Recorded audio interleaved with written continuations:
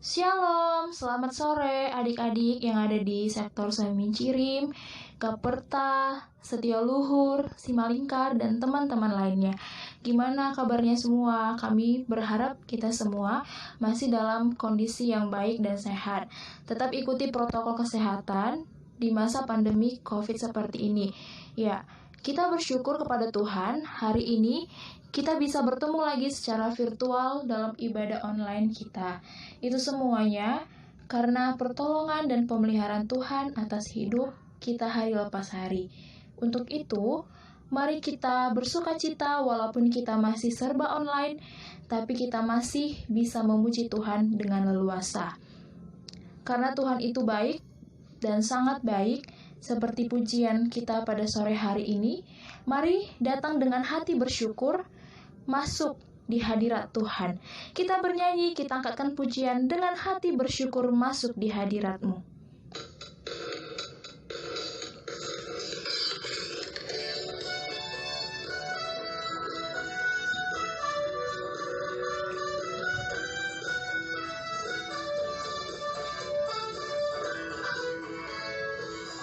Dengan hati bersyukur masuk di hadirat-Mu, membawa pujian bagi-Mu, Yesus. Ku memandang wajah-Mu, bersuka di depan-Mu, sambil menceritakan kasih-Mu. Ku mengangkat tanganku, bersorak-sorai bagi kebaikan.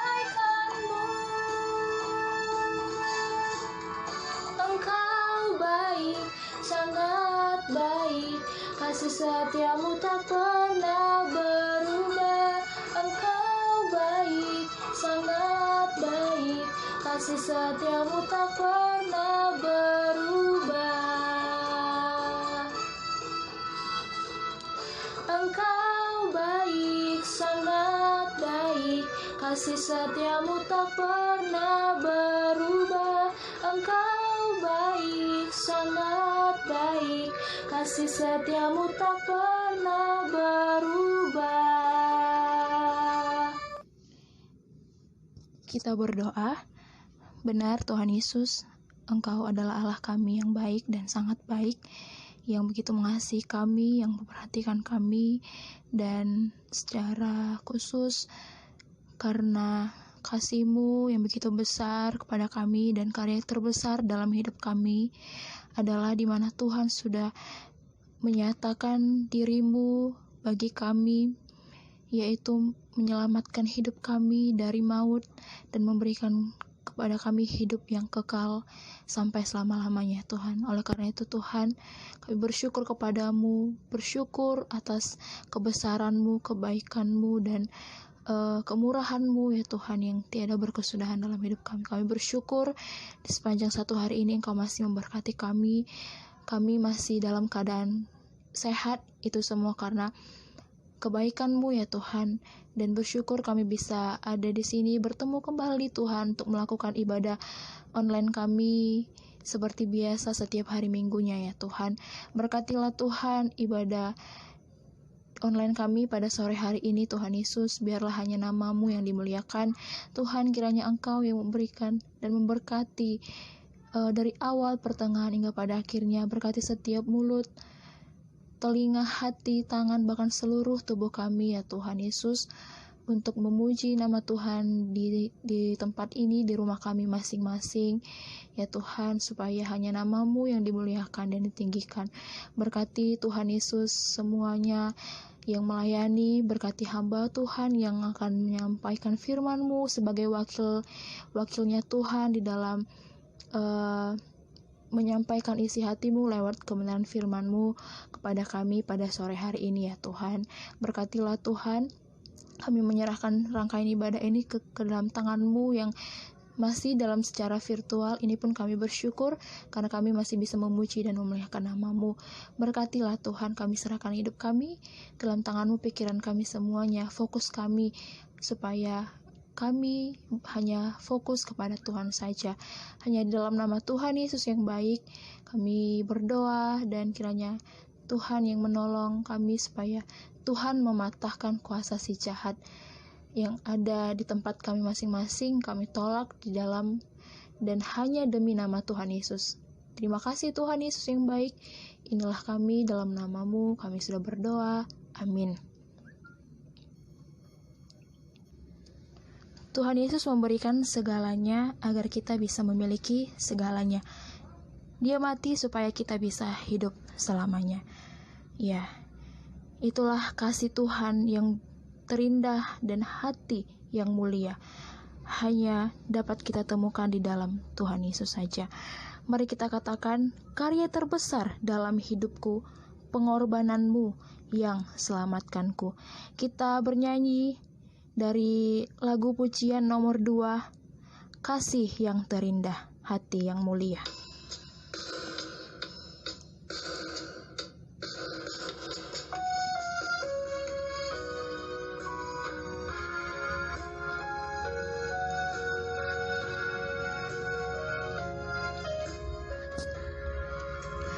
Kasih yang terindah, hati yang mulia,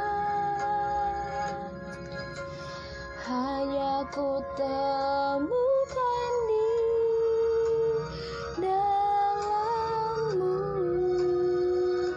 Yesusku. Pujian dari hatiku selalu di setiap waktuku, tiada pernah berubah kasih-Ku. Karya terbesar dalam hidupku, pengorbananmu yang selamatkanku. Engkaulah harta yang tak ternilai, yang ku miliki dan ku hargai. Yesus, Engkau ku kagumi. Karya terbesar dalam hidupku, terbesar dalam hidupku, pengorbananmu yang selamatkanku. Engkaulah harta yang tak ternilai, yang ku miliki dan ku hargai. Yesus, Engkau ku kagumi.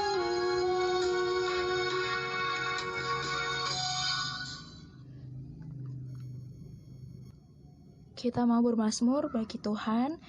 Kita buka Alkitab kita dari Mazmur 96 ayat 1 sampai ayat 6. Nyanyikanlah nyanyian baru bagi Tuhan, menyanyilah bagi Tuhan, hai segenap bumi. Menyanyilah bagi Tuhan, pujilah namanya. Kabarkanlah keselamatan yang daripadanya dari hari ke hari. Ceritakanlah kemuliaannya di antara bangsa-bangsa dan perbuatan-perbuatannya yang ajaib di antara segala suku bangsa. Sebab Tuhan maha besar dan terpuji sangat, Ia lebih dahsyat daripada segala Allah. Sebab segala Allah bangsa-bangsa adalah hampa, tetapi Tuhanlah yang menjadikan langit. Keagungan dan semarak ada di hadapannya, kekuatan dan kehormatan ada di tempat kudusnya. Tema kita apa sore hari ini, adik-adik? Tema kita, Injil yang mengubahkan hidupku. Ya, sangat besar ya kuasa Injil yang bisa mengubahkan hidup kita menjadi hidup yang baru ya. Seperti pujian kita pada sore hari ini, nyanyikanlah kepadaku Injil yang memberi hidup.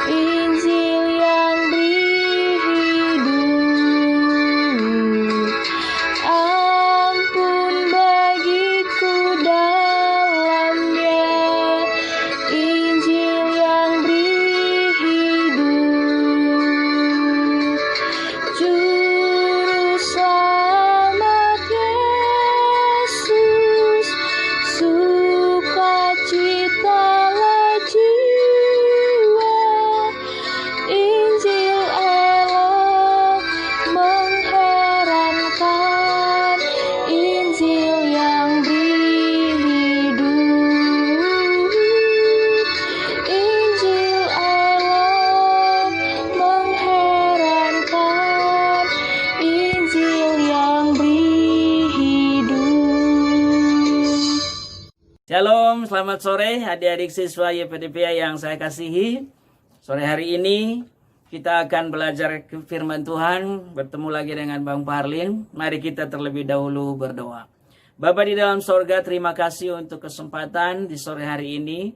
Sehati kami meninggikan Tuhan melalui persekutuan kami, dan kami rindu saat ini untuk merenungkan sabda-Mu. Berbicaralah bagi kami semua.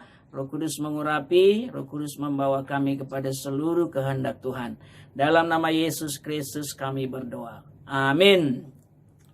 Baik adik-adik yang dikasihi Tuhan, sore hari ini tema kita adalah bagaimana Injil mengubah hidupmu.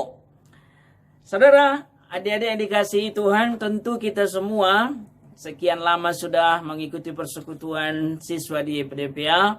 Bahkan jauh sebelumnya kita dilahirkan dari keluarga-keluarga yang mengikut Tuhan Yesus, keluarga Kristen.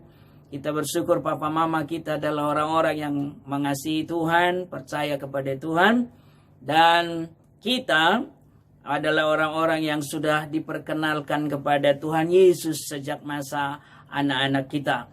Mungkin masih ingat waktu sekolah minggu dulu, kita begitu antusias, bersuka cita bersama teman-teman ketika belajar firman Tuhan, bersekutu bersama di gereja kita masing-masing. Dan satu hal yang sangat penting adalah ketika kita menjadi seorang Kristen, sesungguhnya kekristenan kita tidak boleh hanya sebatas kekristenan karena keturunan, karena tradisi, karena kita dilahirkan dari keluarga Kristen, lalu kita menganggap otomatis menjadi orang Kristen. Tidak. Adik-adik yang dikasihi Tuhan, harus ada satu momen, satu kesempatan, satu waktu yang khusus di mana kita mengalami perjumpaan dengan Tuhan Yesus kita. Adik-adik yang dikasihi Tuhan Yesus, ada orang-orang tertentu begitu kehidupannya yang lama sebagai seorang yang jahat, yang dikategorikan orang yang tidak baik, orang yang tidak mengenal Tuhan. Tapi pada satu titik dia bertemu dengan Tuhan Yesus, dia bertobat, dia percaya, mengaku Yesus sebagai Tuhan dan Juru Selamatnya, dia diubahkan oleh Yesus sendiri melalui firman-Nya. Maka dia yang dikasihi Tuhan, kalau tema kita ini, kita jawab bagaimana Injil mengubah hidupmu. Masing-masing kita harus memiliki sebuah pengalaman mengikut Tuhan, bersama Tuhan. Bahwa di satu titik kehidupan kita, waktu kita sungguh-sungguh percaya dan mengaku Yesus sebagai Tuhan Juru Selamat. Dari mana kita tahu bahwa Yesus mengasihi kita, Yesus rindu mengampuni kita? Dari mana kita tahu bahwa Yesus menyelamatkan kita? Itu dari firman Tuhan, Injil yang menyelamatkan kita.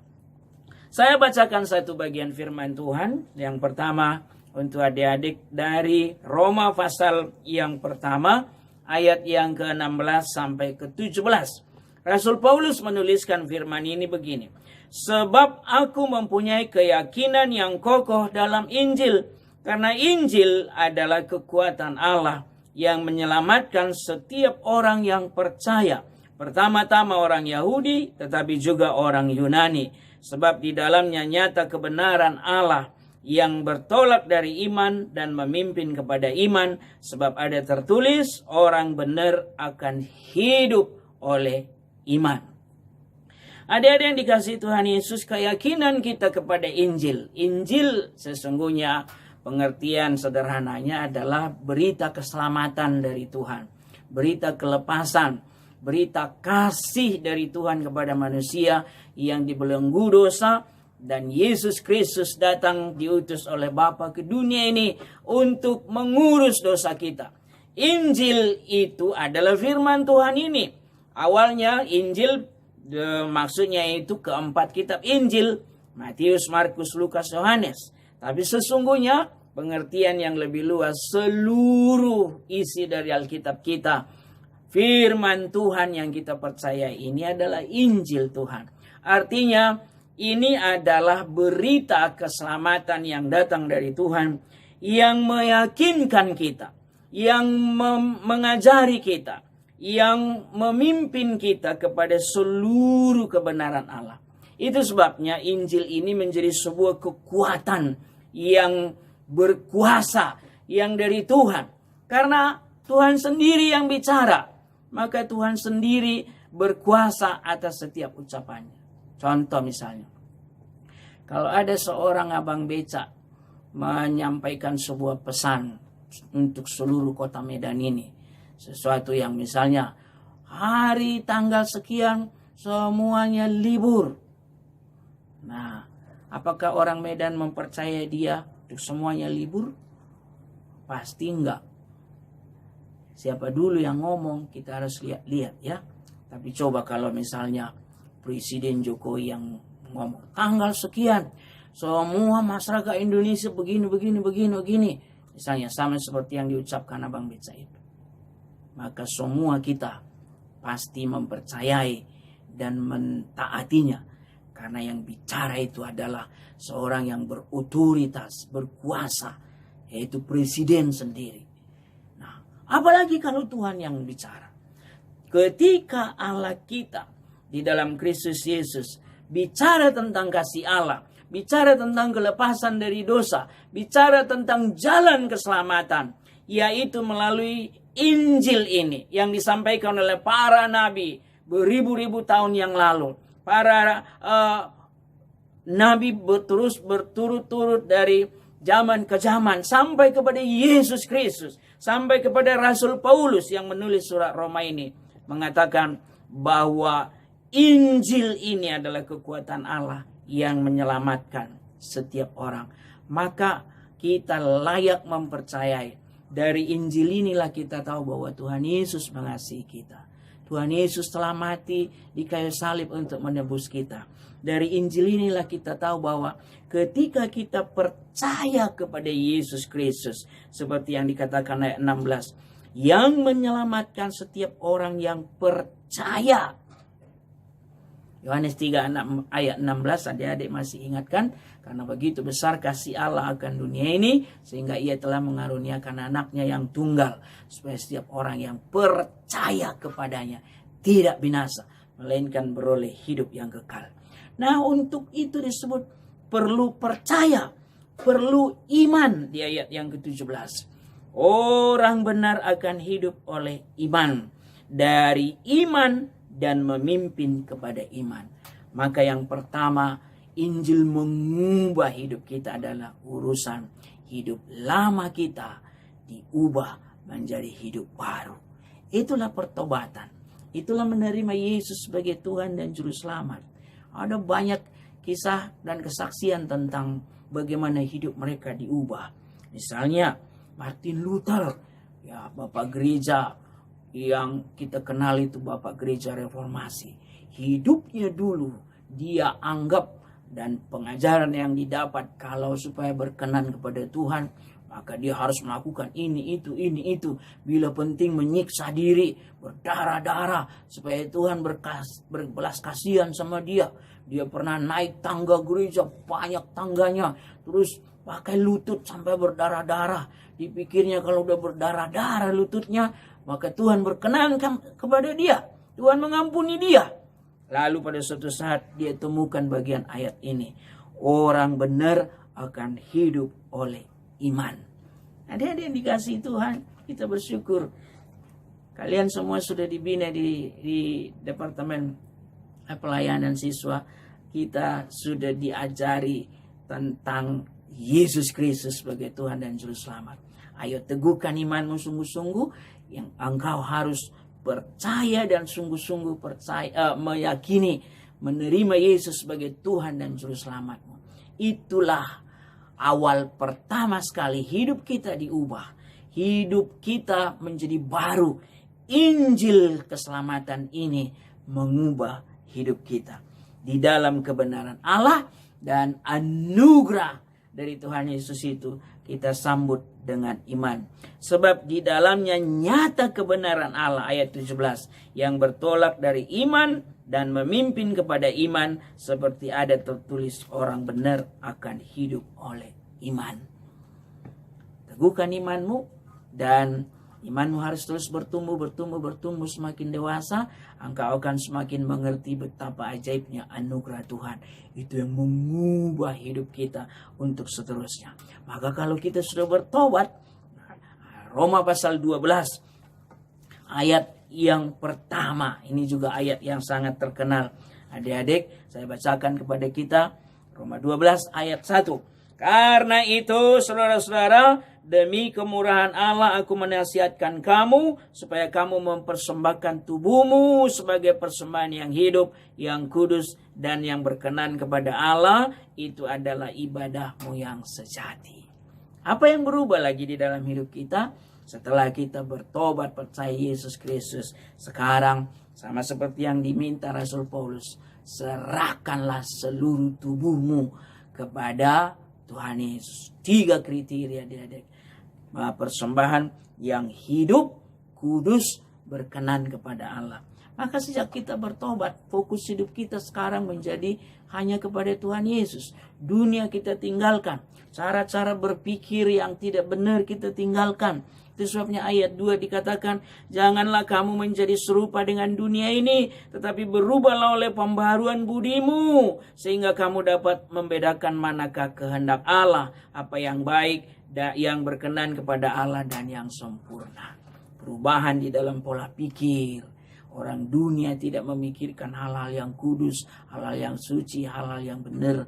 Tapi kita, ketika Roh Kudus sudah ada dalam hidup kita, kita dipimpin kepada hal-hal yang benar, tindakan, aktivitas, pola pikir, keputusan-keputusan kita, segala hal yang menyangkut bagaimana kita merancang masa depan kita ke depan, kita dipimpin dalam kebenaran.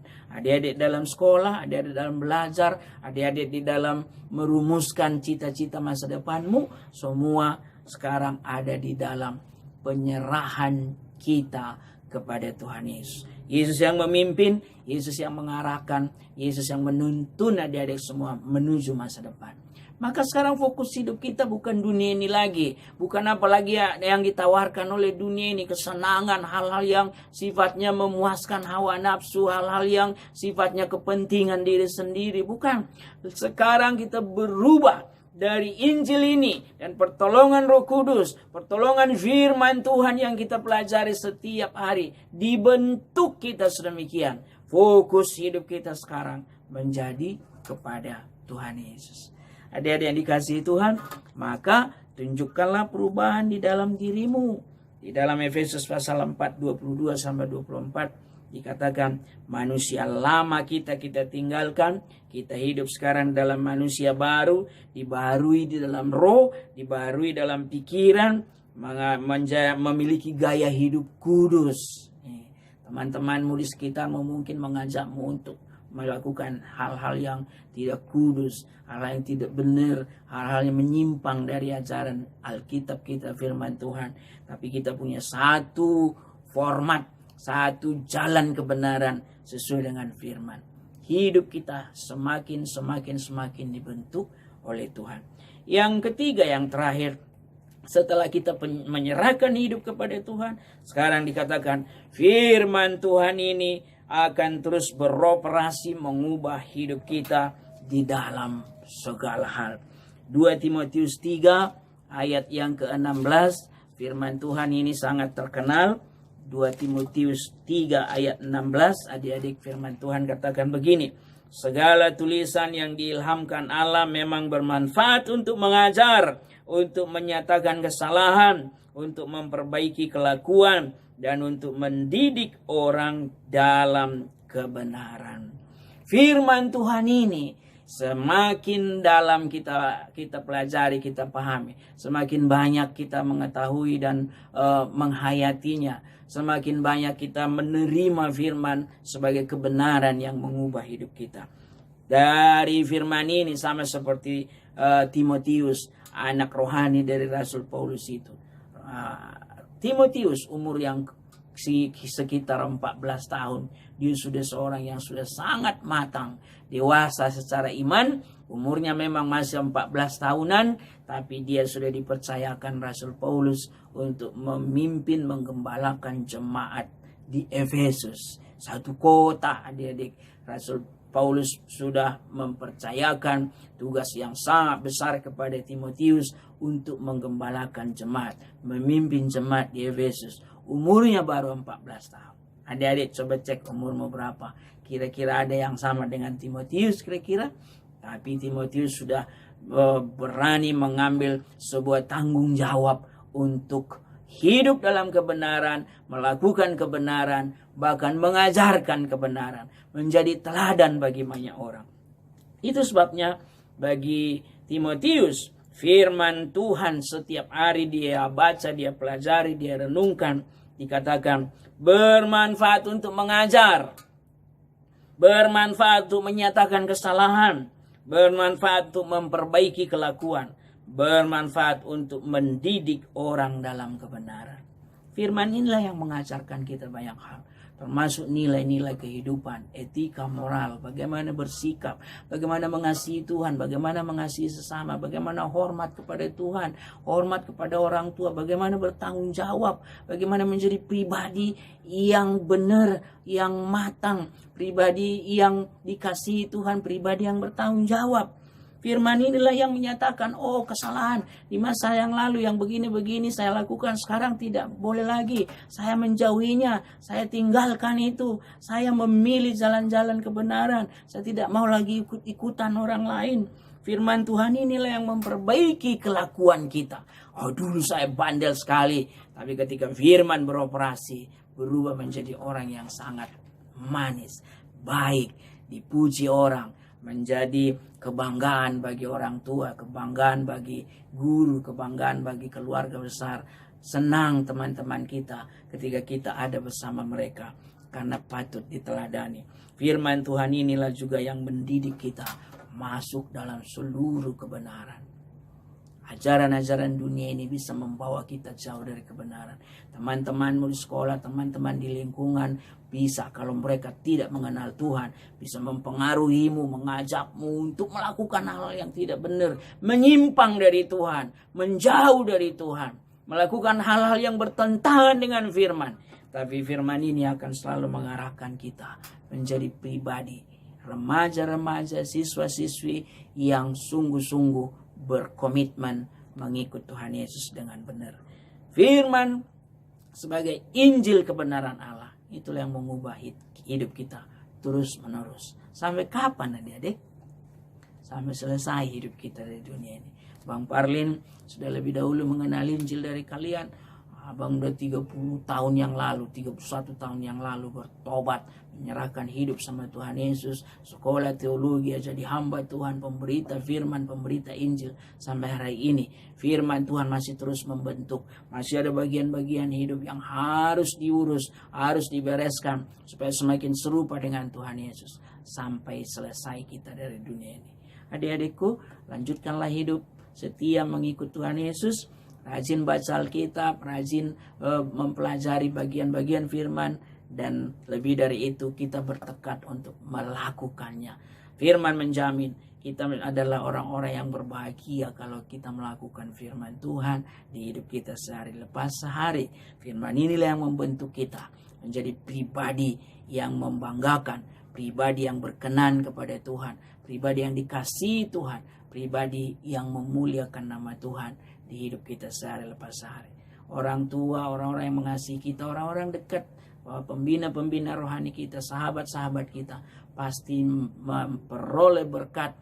Ya, mereka bangga memiliki seorang sahabat, memiliki seorang anak, memiliki seorang adik rohani yang sungguh-sungguh telah diubah oleh Tuhan. Sedikit demi sedikit, tapi kita menuju kesempurnaan di dalam Kristus. Berubahlah terus, jalani hidup mengikut Tuhan Yesus sampai selesai dari dunia ini. Amin. Mari kita berdoa. Bapa di sorga, terima kasih atas firman-Mu. Kami bersyukur buat kebenaran ini, Injil kebenaran Allah, Injil Kristus sebagai kekuatan Allah itu telah mengubah hidup kami. Sejak kami percaya Yesus, bertemu dengan Tuhan Yesus Kristus sebagai Tuhan dan Juru Selamat kami, hidup kami terus diubah sampai kami menyerahkan hidup seutuhnya pada Engkau. Firman itu beroperasi sedemikian setiap hari, membentuk kami menjadi pribadi yang semakin berkenan kepada Tuhan. Lanjutkanlah Tuhan bagaimana Engkau boleh semakin membentuk adik-adikku siswa-siswa ini di dalam masa muda mereka saat ini. Mereka boleh memilih jalan-jalan Tuhan, memilih kebenaran, bertekad dan berkomitmen untuk mengikut Tuhan Yesus seturut dengan Injil kebenaran. Terima kasih Bapa. Kami bersyukur atas waktu di sore ini. Berkatilah kami semua dalam semua aktivitas. Adik-adikku yang sekolah dari rumah, urapi mereka dengan kuasa-Mu, beri mereka hikmat dan sukacita belajar. Dalam nama Yesus Kristus kami berdoa. Amin.